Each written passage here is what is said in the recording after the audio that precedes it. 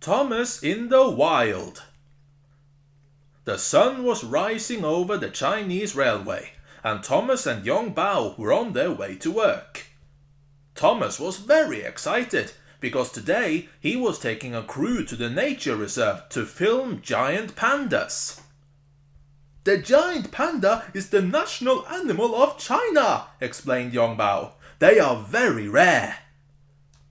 Thomas's coaches, Yin Long and An were just as excited as Thomas. "They are super cute," said An.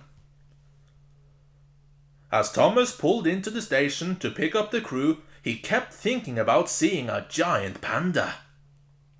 "Trains can't go inside the reserve," said Yin Long. "You won't see one, Thomas." Thomas frowned. "Well, I'll see one in the forest on the way then." "We have never seen one in the wild," said An. "They are very rare." But Thomas was determined.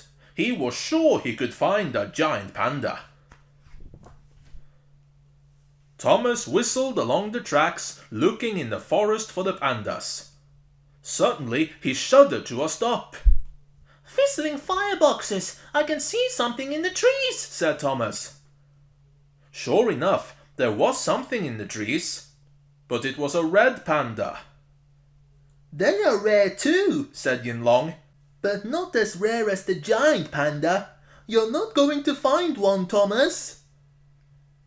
The more the coaches told Thomas he wouldn't find one, the more determined Thomas became. Further along the track, Thomas heard a rustling in the bamboo. "I can see something," Thomas whispered. "It's black and white. Is it a giant panda?" "No, Thomas," said An. "That's an Asian black bear. They are quite rare." "But not as rare as a giant panda," puffed Thomas, feeling disappointed. As they got closer to the nature reserve, Thomas started to worry that maybe he wouldn't find one. He chuffed and puffed slowly along the track. "Hurry up, Thomas," said the coaches. But Thomas would not speed up. He was too busy looking through the bamboo. He had spotted something black and white and furry. "Are they?" Thomas started. "They are!" gasped An. Two giant pandas crept out from behind a tree. They were much smaller than Thomas had imagined. "They are cubs," said An. "Look, there's the mother." Thomas was so pleased he had found not one giant panda, but 3. Thomas, An, and Yin Long kept completely silent as they watched the amazing animals.